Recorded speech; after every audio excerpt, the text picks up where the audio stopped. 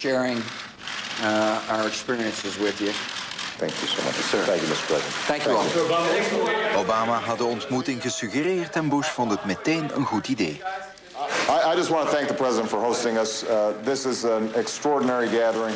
For me to have the opportunity to get advice, good counsel, and fellowship with these individuals is extraordinary, and I'm very grateful to all of them. But again, thank you, Mr. President, for hosting us. Op 20 januari neemt Obama het roer over. Translates into more than $12,000 in lost income for a family of 4. We could lose a generation of potential and promise as more young Americans are forced to forego dreams of college or the chance to train for the jobs of the future. And our nation could lose the competitive edge that has served as a foundation for our strength and our standing in the world. In short, a bad situation could become dramatically worse. This crisis did not happen solely by some accident of history or normal turn of the business cycle, and we won't get out of it by simply waiting for a better day to come or relying on the worn-out dogmas of the past. We arrived at this point due to an era of profound irresponsibility that stretched from corporate boardrooms to the halls of power in Washington, D.C. For years, too many Wall Street executives made imprudent and dangerous decisions, seeking profits with too little regard for risk, too little regulatory scrutiny, and too little accountability. Banks made loans without concern for whether borrowers could repay them, and some borrowers took advantage of cheap credit to take on debt they couldn't afford. Politicians spent taxpayer money without wisdom or discipline, and too often focused on scoring political points instead of problems they were sent here to solve. The result has been a devastating loss of trust and confidence in our economy, our financial markets, and our government. Now, the very fact that this crisis is largely of our own making means that it's not beyond our ability to solve. Our problems are rooted in past mistakes, not our capacity for future greatness. It will take time, perhaps many years, but we can rebuild that lost trust and confidence.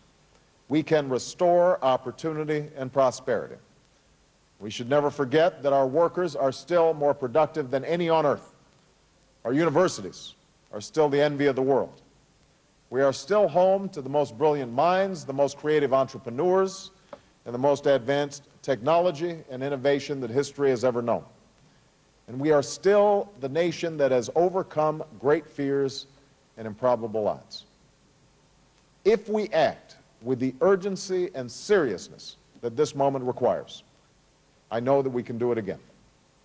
And that is why I have moved quickly to work with my economic team and leaders of both parties on an American recovery and reinvestment plan that will immediately jumpstart job creation and long-term growth.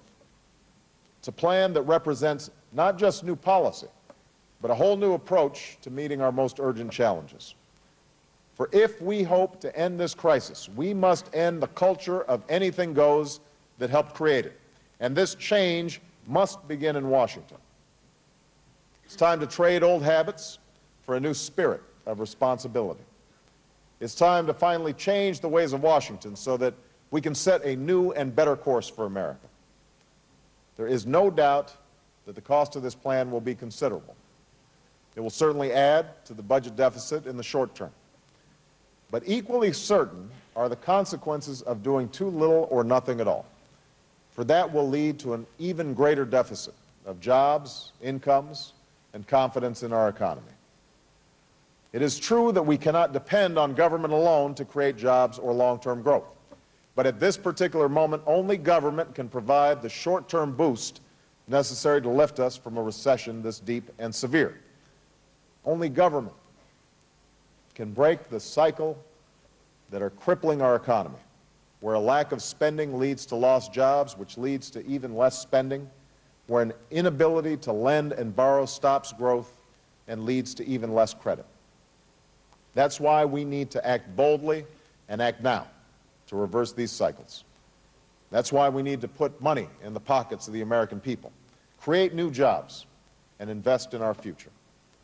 That's why we need to restart the flow of credit and restore the rules of the road that will ensure a crisis like this never happens again. This plan must begin today.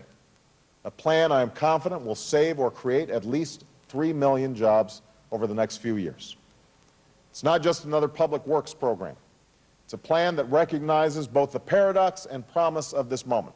The fact that there are millions of Americans trying to find work, even as all around the country there's so much work to be done. And that's why we'll invest in priorities like energy and education, health care, and a new infrastructure that are necessary to keep us strong and competitive in the 21st century. That's why the overwhelming majority of the jobs created will be in the private sector, while our plan will save the public sector jobs of teachers, police officers, firefighters, and others who provide vital services. To finally spark the creation of a clean energy economy, we will double the production of alternative energy in the next 3 years. We will modernize more than 75% of federal buildings and improve the energy efficiency of 2 million American homes, saving consumers and taxpayers billions on our energy bills. In the process, we will put Americans to work in new jobs that pay well and can't be outsourced. Jobs building solar panels and wind turbines, constructing fuel-efficient cars and buildings, and developing the new energy technologies that will lead to even more jobs, more savings, and a cleaner, safer planet in the bargain. To improve the quality of our health care while lowering its costs, we will make the immediate investments necessary to ensure that within 5 years, all of America's medical records are computerized. This will cut waste, eliminate red tape, and reduce the need to repeat expensive medical tests. But it just won't save billions of dollars and thousands of jobs. It will save lives by reducing the deadly but preventable medical errors that pervade our healthcare system. To give our children the chance to live out their dreams in a world that's never been more competitive, we will equip tens of thousands of schools, community colleges, and public universities with 21st century classrooms, labs, and libraries. We'll provide new computers, new technology, and new training for teachers so that students in Chicago and Boston can compete with children in Beijing for the high-tech, high-wage jobs of the future. To build an economy that can lead this future, we will begin to rebuild America. Yes, we'll put people to work repairing crumbling roads, bridges, and schools by eliminating the backlog of well-planned, worthy, and needed infrastructure projects. But we'll also do more to retrofit America for a global economy. That means updating the way we get our electricity by starting to build a new smart grid that will save us money, protect our power sources from blackout or attack, and deliver clean, alternative forms of energy to every corner of our nation. It means expanding broadband lines across America so that a small business in a rural town can connect and compete with their counterparts anywhere in the world. It means investing in the science, research, and technology that will lead to new medical breakthroughs, new discoveries, and entire new industries. And finally, this recovery and reinvestment plan will provide immediate relief to states, workers, and families who are bearing the brunt of this recession. To get people spending again, 95% of working families will receive a $1,000 tax cut, the first stage of a middle-class tax cut that I promised during the campaign and will include in our next budget. To help Americans who have lost their jobs and can't find new ones, we'll continue the bipartisan extension of unemployment insurance and health care coverage to help them through this crisis.